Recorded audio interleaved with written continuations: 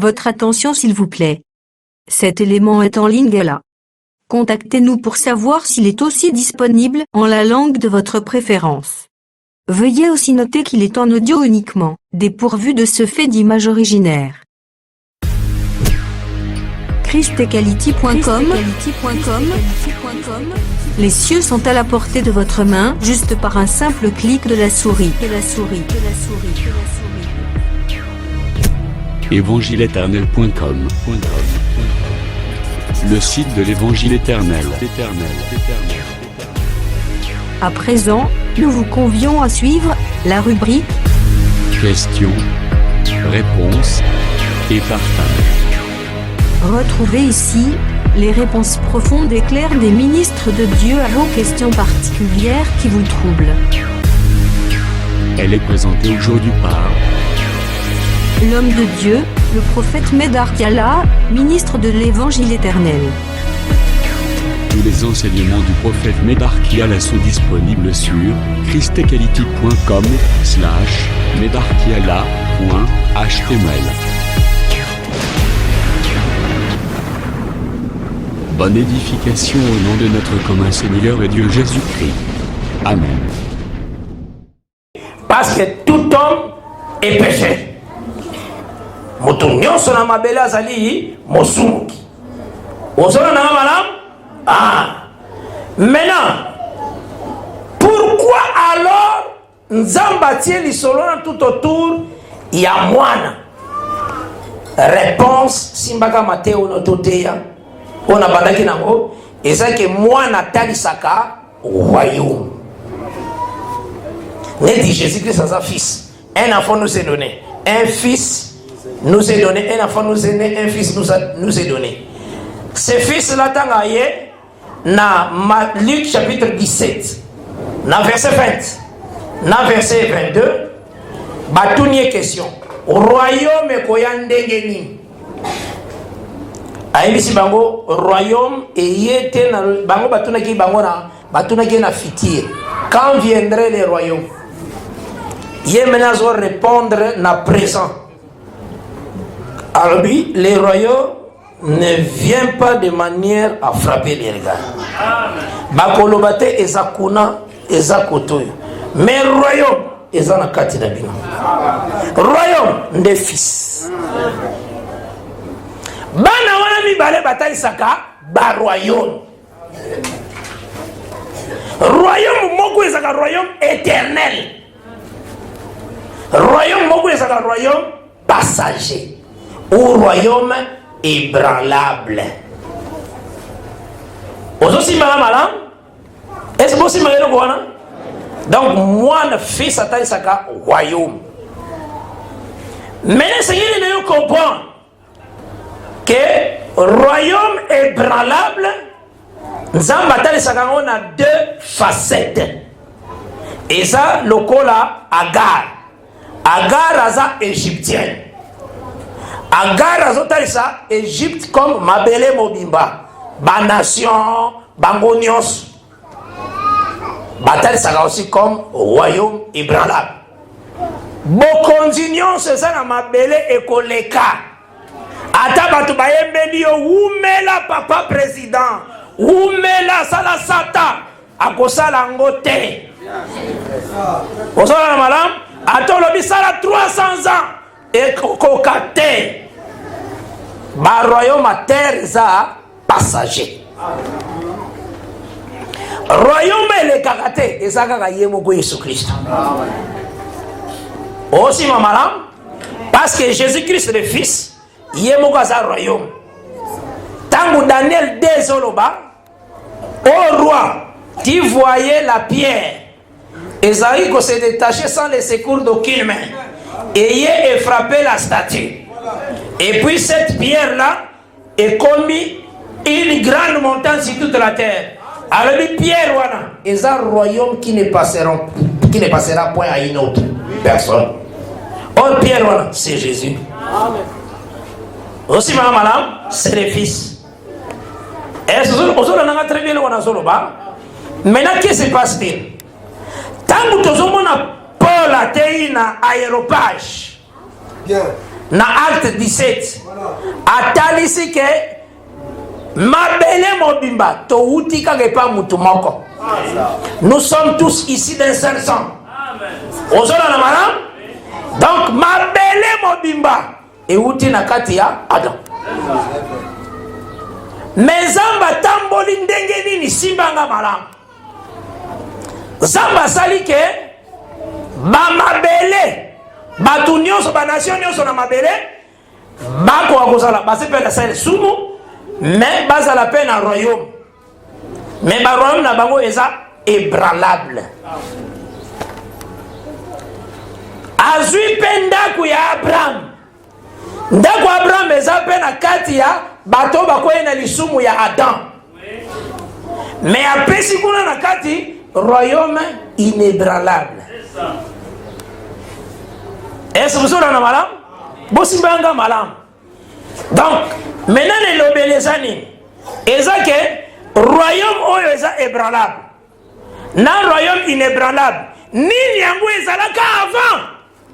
Eza royaume inébranlable. Parce que Zamba utana bokonzi na ina seko seko aya saleli bino moki apesi bino pe ki bokonzi na mabele. Donc ya yeza avant. Mwana wana wabotama avant akufate. Ako se déplacer makozonga. Akufate. Ozona na malam. Maintenant Zamba soki mouvement wana amemi yango na ndaku ya Abraham. Comment? Asali ke Abraham azwa boyokani. On abenga alliance. Mais cette alliance, babenga kango alliance à 3 personnes. Alliance il y a Abraham, il y a Isaac, il y a Jacob. Vous avez un malam? Donc, ce qu'on suit, Matthieu 22. Autant que verset 31. Tina verset 32. Ce qu'on m'a dit moi, au commun que l'écriture est olobake.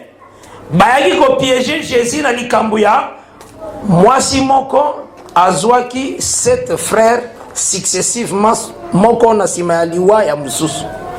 Ozona na malam nde basalisa bazako ndima jamais résurrection. Nde batunaki na l'ère résurrection yo Yesu solo belawana. Mwasi wa kozala ya nani bamba kasaki bakangi Jésus. Vraiment. Eza kozala mayele vraiment. On se pose question yenda sala cerveau na bino bozo tourner la question.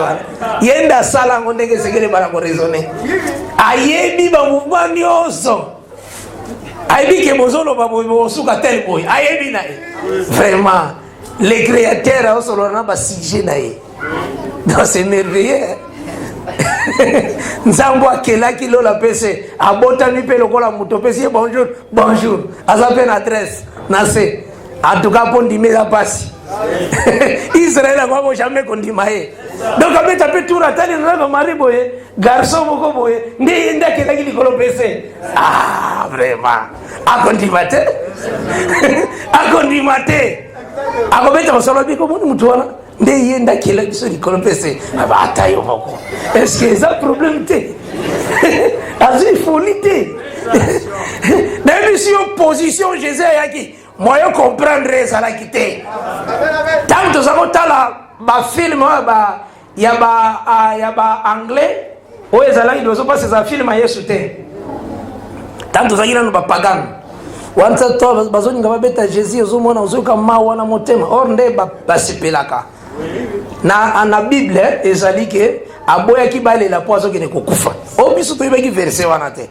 Na lero wana tango azunga ba beto yo ki muto azali ko tia film alobi lela frère lela. Biso no tozo lela po bazo kene ko beta Jésus.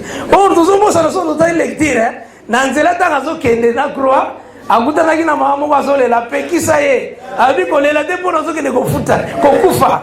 Apekisa balela po na liwana ye. Mais wana mon évangéliste. Azolo bande ko na lela. Babete qui va se lela. Or ba sepe la kande. Yemo avant kende asangana kina ba disciple tam ba lessensen abandi koyemba. Nzamba zaka chantre. Azo miyembe la yemoko. Ayemba na Getsemane. Ayembeli poni neza jour la victoire. Le temps attendu. Oyo mutu fazonga na héritage à perdre. Mutu azonga na kakuma na perfection. Et ça un temps glorieux, l'œuvre de la croix. Et ça l'œuvre unique. Nzamba imposant même na mokili. Ozona na malamu hein? Ah. Donc c'est que il faut nous comprendre maintenant na lolenge yango etiami Zamba yenda kwa Abraham. Tango yenda kwa Abraham asali nini? Wana tozi Galate 3. Na Galate 3 bazo banda à partir du verset 11 na lisolo ya testament.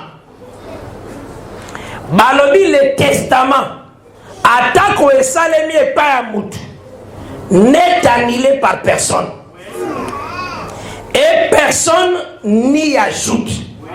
Dans sa lecture, makambo nzambe saka tellement kitoko. Folinga makambo nzambe koleka fufu zo kanzo kende kolamba mbango. Po mutalia. Eko pesa na ngobo moite. Mutu muzo négocier fallait na leka déjà c'est là wenze na kende. Wana no sone zelo côté. Liana no yo wenze solo. Galates chapitre 3. Je pense que vous aimez la parole. Ah, vous êtes de la vérité. Galates 3 et l'obit. Yoganengi baso bandalikam. Na bandi même na verset 13. Galates 3. On est là qui est na 11. Plutôt tout dans verset 3. Verset 13. Christ nous a rachetés de la malédiction de la loi, étant devenu malédiction pour nous. Car il est écrit, maudit est quiconque est pendu au bois. Maintenant, dans le verset 14, il y a Galates 3. Afin que la bénédiction d'Abraham ait pour les païens son accomplissement en Jésus-Christ, que nous recevions par la foi l'esprit qui avait été promis. Frère, verset 15 maintenant. Je parle à la manière des hommes. Un testament en bonne forme, bien que fait par un homme, n'est annulé par personne. Et personne n'y ajoute. Or, les promesses ont été faites à Abraham et à sa descendance. Il n'est pas dit et aux descendances, comme s'il s'agissait de plusieurs, mais comme il s'agit d'une seule, et à ta descendance, c'est-à-dire à Christ. Il y a besoin de l'année wana. Dans la maison d'Abraham, le Seigneur a bandé nous à Pessi, Oyo Ezali, le testament. Ce testament-là, c'est tout un royaume. C'est tout un fils. Mais il faut être maneti 3 jours. Abraham, Isaac, Jacob. Est-ce aussi on a un texte comme Abraham, Isaac, Jacob, l'alliance.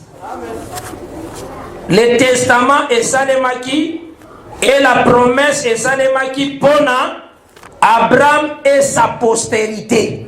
Sa postérité, c'est Abraham, c'est Isaac et Jacob. Aux huiles Lévitique chapitre 26. Bon, on a ensemble là, on a malé malé.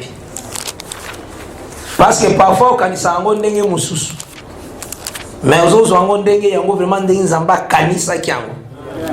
Des lois qui toko de yangwan. Alliance Abraham babenga yango boy. Verset 42 à Lévitique 26. Je me souviendrai de mon alliance avec Jacob. Je me souviendrai de mon alliance avec Isaac. Et de mon alliance avec Abraham. Les alaka, 3 personnes. Maintenant, ces 3 personnes, wana, des autres, ça 3 jours, il y a moana wana. Parce que ça 3 jours, il y a moana ou fakate.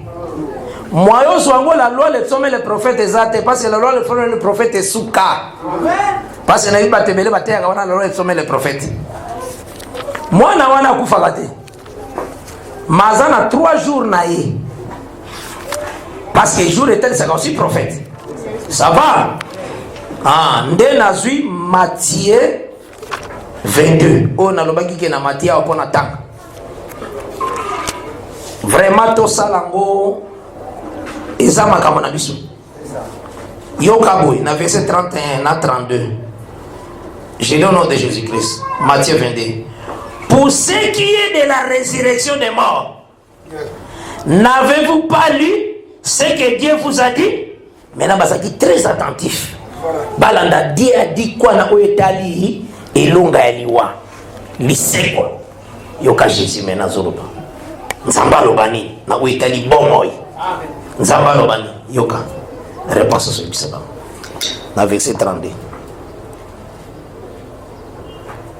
Je suis le Dieu d'Abraham, le Dieu d'Isaac, le Dieu de Jacob. Kakayango. Dieu n'est pas le Dieu des morts, mais des vivants. Donc, elingolo batwana misatu bakufakate.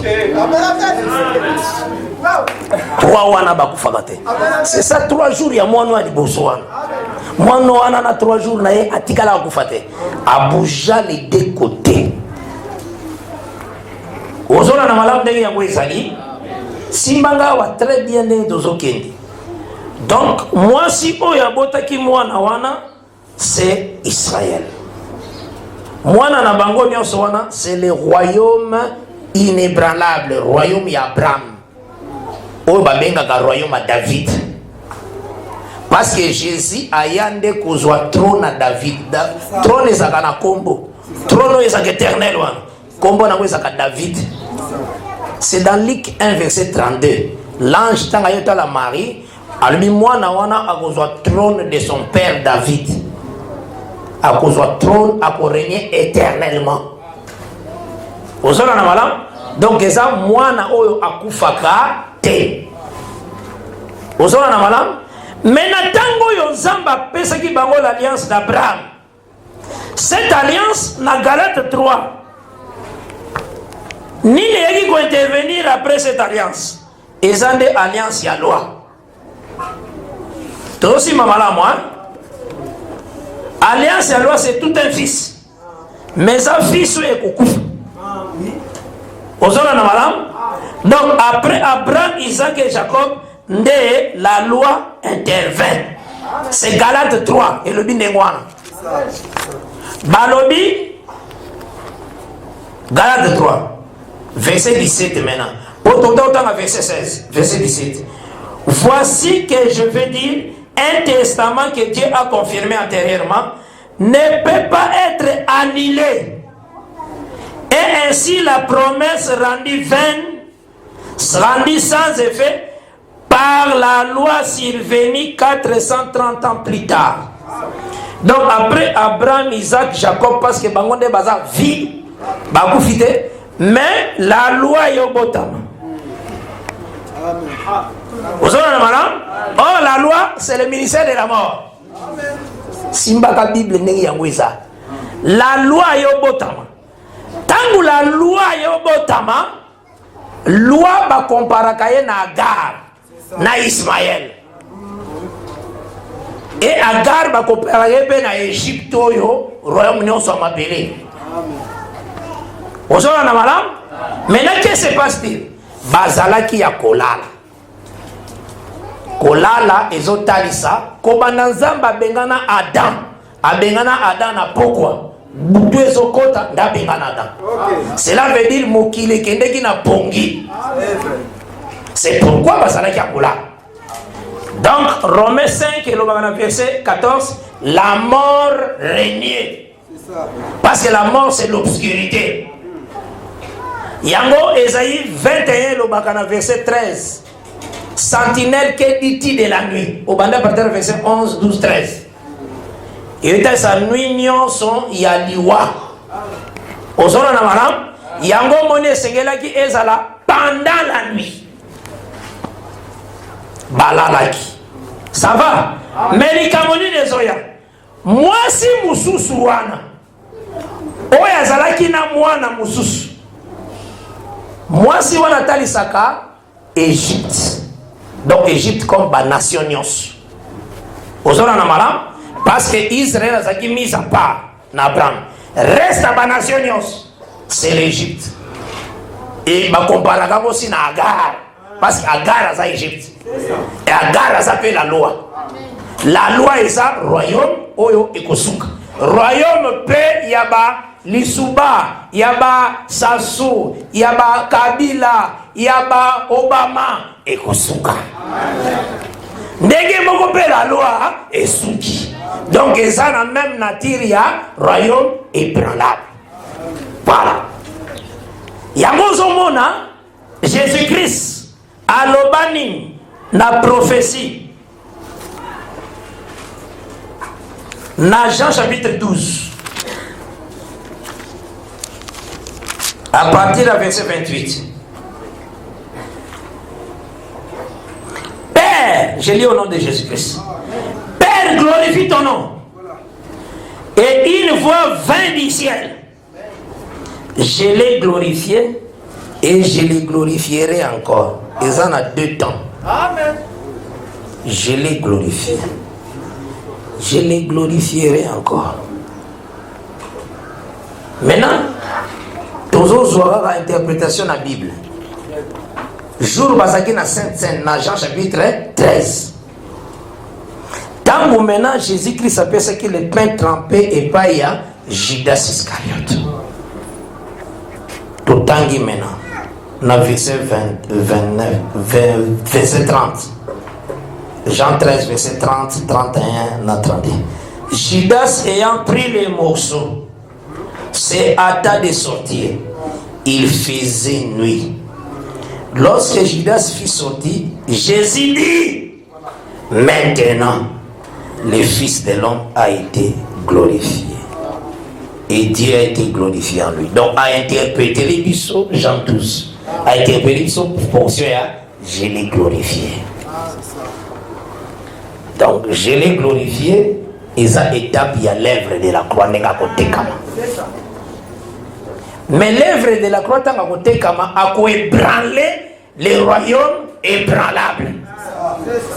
Yango tango poussa qui crie, ne kulusu, ma belle ningana. Temple paix et bougie. Rideau à temple katani du haut en bas. Pour la du ciel à la terre. Donc, sacerdoce, ils appellent ébranlable. Oui, à l'ongola kiawa. L'olengi mouka kolongola ba royaume à terre. Pour atikala yemoko, roi des rois, seigneur des seigneurs. Donc, nakati a loi. Loi est ébranlable. Comment? Yango na lobaka AGD, bat pas compétent AGDT. Tango AGD lobaka, l'or est à moi. L'argent est à moi. Au moins, on a bon en église. Frère, tout le monde a AGD. Vas-y, on a AGD dans l'église. Le Seigneur a dit l'or est à moi, l'argent est à moi. Gana kotuno mena frère. Pour aller le bois est à moi. Bois est à moi. Ou bien poisson est à moi. Maintenant, l'or est à moi, l'argent est à moi. Ils ont dollars, francs CFA. Hein? Ils ont francs CFA. Il faut tant la Bible bien. Autant la Bible ndambouté. Il faut tant la Bible bien. AGD Zolobaboui. Nagé chapitre 2, je lis au nom de Jésus-Christ. Tala, bon moyezanaka, bonne interprétation. Au batelika bo santo, ozana ndimbola malam, okomona nzambe. Osala ke lilo bango ezala bombo inayo. Okomona nzambe. Tozo banana verset 6. Car ainsi parle l'Éternel des armées. Nazana AGD, je lis au nom de Jésus-Christ. Encore un peu de temps. Et j'ébranlerai les cieux et la terre, la mer et les secs. Maintenant, je vais expliquer les cieux et la terre, la mer et les secs. Dans verset 7.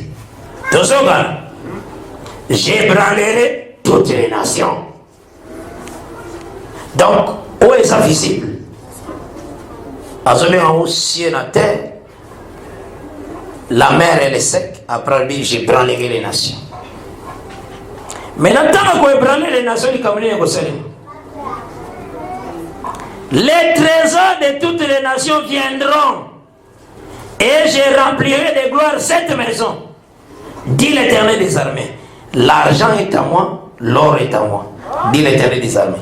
Donc cela veut dire, akoya ko lukanini na kata ba nation, or na argent. Vraiment yo kasi nzamba ko ya ko luka France CFA, vraiment beaucoup misaka nzambe na niveau moko ko kozala te. Hein? Nzambe vraiment ko ya ko attaquer ba nation ko luka France CFA. Hein? Pourtant ko ébranler le ko zoeza or na argent. Maintenant aussi or na argent wana nde France CFA dollar ozosenga en église. Donc on a besoin bongo ndo tangi wana. Nzambe kuta lobaki l'argent est à moi, l'or est à moi. Otanga mabe. Mabe makasi. Donc hein, ba nation ndengi bazawana. Bazana or, bazana argent. Or argent est à la rédemption. Yoka rédemption ndengi salaka. Mokonzi mwana lobi. Ataliona. Albia ceux qui ngato koko vivre te. Ngani na kosala ke ozalo vivre. Son lobi le loko foko kufa. Donc cela veut dire mokonzi na zana argent. Des ambalobi argent on eza yanga. Parce que ngai inde na faire vivaka, ngai inde na bomaka pe. Maintenant or est-elle sa divinité bozambe. Mokonzi mena dingi ba donner. Ba gumba melaye. Oya lobinde yango isa vrai. Ateza mabebo considérer que on est ça très sage. Ateza sage de. Oh la vision de notre président. Il est très sage. Bozo commissaire de Zambé. Wanande or. Biloko wana mibale Nzambe fa retirer ngo lobi ezakalia ye. C'est ça. Yenda zakana capacité ya ko racheter. Asala ke mtu asala. Yenda zo ko mériter to adorer. Mais batu bazo adorer nde makambo batu amokili. C'est ça. Donc Nzambe zo mona na kati ya batu or na argent. Ndazo lo batangu na goya ko bunda. Na ko retirer or na argent na ko chango na ndako nanga. Ndako wana nde Jésus Christ. C'est ça. Ozola na bala. Maintenant par rapport aussi à loi est ça aussi ébranlable, à quoi ébranler la loi. Azaki na programme pour le point azwa or na argent ça qui peut na kata ya taya la loi les psaumes les prophètes pour y panaye. Nini or na argent ça qui kona na kati. Tomoni Moïse abimineti Dieu. Moïse Dieu. Albi or wana ezande yanga. Omoni Moïse abimi libérateur. Oh, libérateur ezande yé Jésus.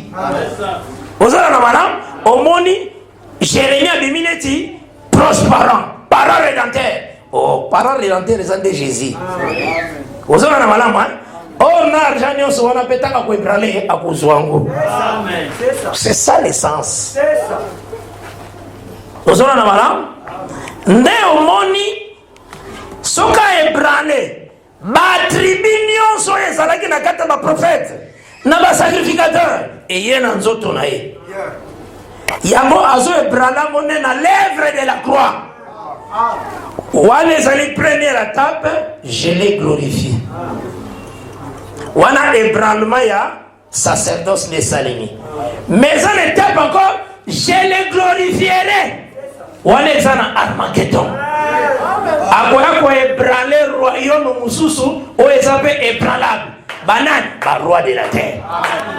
Amen. A ébranlaki nanu na croix, roi appelé Moïse. Parce que Moïse aussi est un roi. D'après Deutéronome 33, verset 4-5. À Ébramaki. Tozui Hébreu maintenant 12.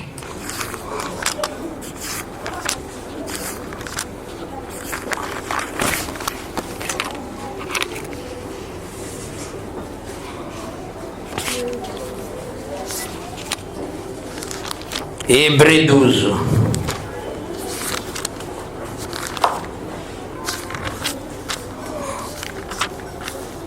Nous allons à partir du verset 27. Nous allons au verset 26. Tina verset 28. J'ai lu au nom de Jésus-Christ. Yeba que royaume ébranlable wana nde mwana oyo akufaki. royaume inébranlable eza mwana akufaka te. Tozoka na malamu? Na bana verset 26. Lui dont la voix ébranla, dans Hébreux 12. Lui dont la voix ébranla alors la terre. Et qui maintenant a fait cette promesse. On est allé déjà tant à l'église. Ça va? Bon aussi, maman. Tant à l'église, déjà, l'œuvre de la croix, c'est ça les maquis. On a l'œuvre de la croix à ébranla qui peut déjà. Étape à quoi ébranler, on a des étapes, il y a Père, glorifie ton fils, je l'ai glorifié. Ça va? Mais ça étape à quoi ébranler, je les glorifierai encore. Aux autres, pour l'année, biloko ébranlable, ils en ont deux groupes. Ils en ont sens à sacerdoce lévitique, il fallait les ébranler. Ils en ont sens à royaume, il y a ma belle vraiment, il faut les ébranler. Ils en ont deux groupes. Il y a un peu pour la glorification, ils en ont deux groupes. Je l'ai glorifié. Voilà, ils ont étape à ébranler qui? La loi Moïse. Je les glorifierai encore. À quoi ébranler par roi sur terre. Tout ce qu'on a malade, dès tous autant qu'on voit maintenant. Nazon qui verset 26. Il y a Hébreux 12. Lui dont la voix ébranla alors la terre. Et qui maintenant a fait cette promesse. Une fois encore, j'ébranlerai non seulement la terre, mais aussi les ciels. Balobi, ces mots une fois encore indiquent les changements des choses ébranlées. Comme étant faites pour un temps, afin que les choses inébranlables subsistent. Vous en avez malade? C'est pourquoi recevant un royaume inébranlable, montrons notre reconnaissance en rendant à Dieu un culte qui lui soit agréable, avec piété et avec crainte. Où vous allez ébranler, babengi yango royaume. Où vous pe ezan ekoko zala ébranler te ezape royaume. Donc il y a deux types de royaumes. Vous avez un malin, moko est ébranlable, monsieur est inébranlable. Oh, est ébranlable, on a expliqué déjà. La loi est ébranlable. Parce que tiens, qui pour un temps, moko pour la réforme, il l'ongoa qui. Maintenant, grâce à Tosu. Grâce au Tosu, babengi yango royaume inébranlable. Grâce au Tosu, c'est un fils. Vous avez un malin. Maintenant, loi maintenant va bien royaume ébranlable. Mais ce que loi n'a été, Agar ou attendez ça aussi loi mon Sinaï, Aza Égypte. Égypte et ça aussi les mondes, la terre. Maintenant qu'est-ce qui se passe-t-il? Moi si wana mususu, oyo ayaki kobota sima, na ebisio atali saka Égypte. Atalisaka banation nyos. Atalisaka des choses naturelles. Ça va? Moi si mususuana azotalisaka la maison d'Abraham. Yango nezalaki na parole. Yango nezalaki na mwana. Ozona na malam. Bazalaki au même moment. Donc natawana église boye zalaki te. Natawana nini zalaki? Égypte, Assyrie. On a une pratique. L'église est un acte des apôtres. Natawana, oyoyo. Abraham Azalaki, avec le testament, l'église est Azalaki. Donc, moi, si on a d'abord, Azotalisa, Égypte, égyptienne. Donc, Azotalisa, Babicolonios. Maintenant, qu'est-ce qui se passe-t-il? Moi si wana tangu azoko bota mwana mutoyo a manifesta ba royaume non sa terre ezaka nzambe yemoko. C'est Dieu. Yemoko le bina Jérémie 27 hein? Toute la terre est à moi. Je les donne à qui je veux. Amen. Daniel Daniel Dazoibisa Nebuchadnezzar au roi, le Dieu des cieux t'a donné les royaumes, t'a donné. Vous avez un président qui a dit que Donc yenda sala ke yango botama mais koleka. To soka malamu. Mais maintenant nani akolale la mwana il faut ça la kaka égyptien. Ozona na malamu. Or kolale la mwana eza koboma royaume eza ébranlable. Mouvement ya kolale la mwana ezotalisa Jésus à la croix. Oui, parce que na croix nde a ébranlaki royaume wana. Yango moni bana ya Jetro tangu bakendaki kotoka mai. Bakendaki kotoka mai, babundisi bango na ba berger moko, bamoni égyptien moko ali. Égyptien wana komoneza Moïse, maza égyptien. Abimine di prostituée na mususu. Égyptien komi. A délivré bana wana. A pesi bango mai. Bazongi attend nanda. Nde papa na bango tuni alobi comment aujourd'hui bozongi sito? Alobi tokutanaki na égyptien. Balobi teke batukutanaki na hébreu. Alataki tenia égyptien. Ozona na malam? Donc abimi lokola Agar. Donc aye lokola moto naturellement. Ozona na malam? Est-ce aussi malam? Le Seigneur abima lokola égyptien pour délivrer.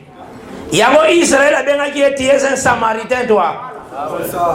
Ozana eti mutu moka ba nation. Ozona na un samaritain. Est-ce aussi malam aussi malam wana? Donc c'est que mouvement ya kolalela ezotalisa Jésus-Christ lolenge a ébranlaki royaume ébranlable. Parce que yende kaka nde asalaki royaume ango et prendre fin mutu musute. Mais maintenant que se passe-t-il? Na milieu de la nuit kaka wana mbaba musu azaki akolala pongia mama mususu wana ezotalisa mena tango bazoya koyibe mwana ezotalisa incrédulité. Romains 11 de le barango Israël azana pongi. Na Romains 11 balobi Israël azaya ko lala. Aussi madame Israël azana pongi. Nakata pongi wana Nzamba lobaki na Matthieu 21 na lobela bino na bango. Le royaume vous sera enlevé. Donc loboko a moi si wana tango ezozwa mwana ezagisi. Le royaume vous sera enlevé et sera donné à une nation. Nation on est à kaka nzoto ya Jésus. Donc moi si wana pe aota disamena biso na étape wana. Donc tangu mwana aye na ngambo moi si wana loboko ekozwa mwana wana c'est le royaume de Dieu vous sera enlevé. Maintenant tanga si mwana fandi na ye nzoto wana ekomi Dieu a choisi parmi les nations un peuple. Oh, effectivement, un royaume, recevant un royaume inébranlable. Aussi, ma mouvement, on est les amis. Maintenant, qu'est-ce qui se passe? Boutou Mabimba, moi, si on va y baki moana, bazongi se lié moana ya kokufa. Israël, les lois, ça n'a pas loi. Attends, qu'on s'en va si c'est la loi na croix. Nzamba mettre fin à la loi. Mazui pe loi tikeli. C'est ça la Bible. Mais akola mukata saka akolala. Tangu tongo ezokoma. Moi si wana tikali susu bisote. Bisoto kena enlèvement. Parce que oyo moi si mususu watango alamuki. Eza Israël tanga zo croire. Parce que kolala neza incrédulité.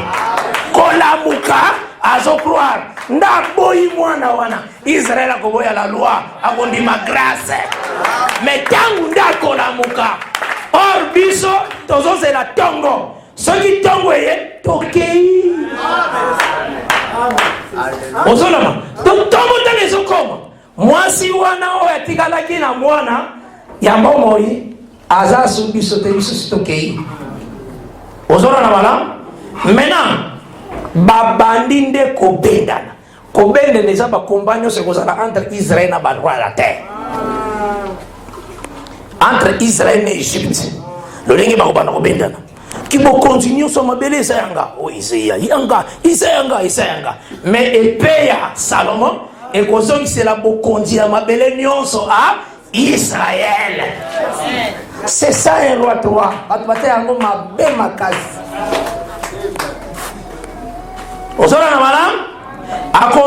Parce que moyen au tiers biso to sona na Israël ezate to sona na Israël degini biso sona tana biso yemba ozala na tana ye mais eri moko to mona basi wana bazo bendana te parce que moi si on a début azalaki Égypte mobimba aza peuple égyptien les autres c'est la terre mobimba mais na kati ya ba terre mobimba na kati ya Congo Brazza nzamba azwi ba chrétien na kati ya États-Unis azwi ba chrétien na kati kala mwasi wana biso tozobima na kati pe kaka ya batu nzamba azaki esprit ayepe lokola mutu yango atanga mipe lokola mwasi wana ozola na malamu mais po alalela mwana kolalela mwana ezotalisa lolenge ye alongoli lwa yende alongoli lwa alongi loi mazwi mwana wazaki na ngamba ya Israël ya royaume éternel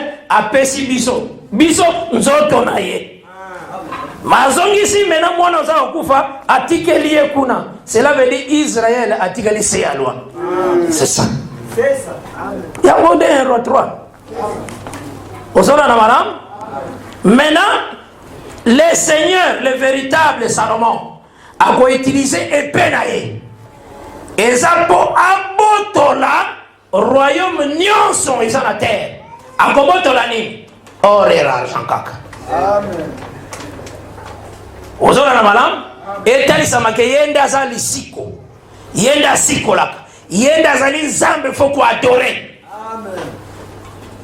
ozola na malamu parce que vraiment bakongo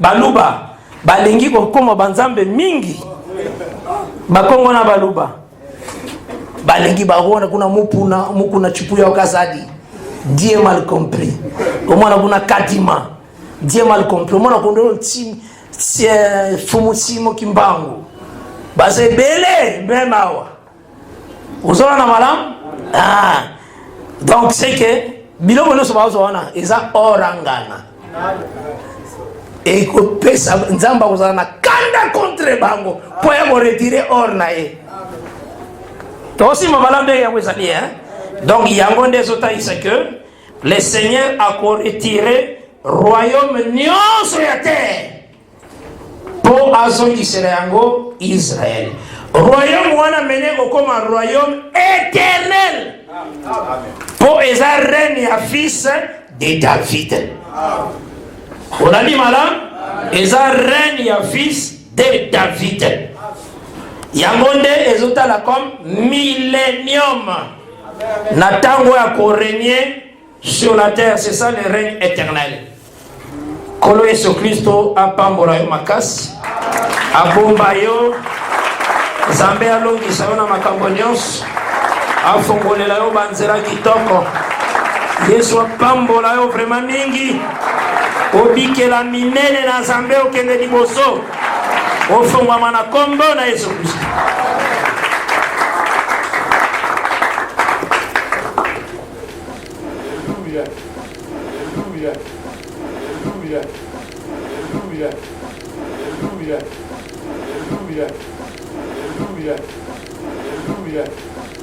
Merci d'avoir suivi cette intervention et que Dieu vous bénisse. Si vous avez une question à l'intention de l'un des intervenants, si vous avez un commentaire pertinent, si vous avez un éclaircissement édifiant, si vous avez un point de vue contraire, ou si vous voulez tout simplement débattre ce sujet ou un autre sujet qui vous tient à cœur, n'hésitez pas de nous contacter depuis nos sites web. N'oubliez pas de faire un tour à notre page évangélisation pour voir en quoi vous pouvez vous rendre utile à Christ par cette œuvre. Que Dieu vous bénisse tous. Amen. ChristQuality.com. Les cieux en un clic de la souris. Évangile-éternel.com, le site de l'évangile éternel. Christ et Quality Fondation, équilibrer la manne ramassée dans le désert de sorte que chacun ait un humain.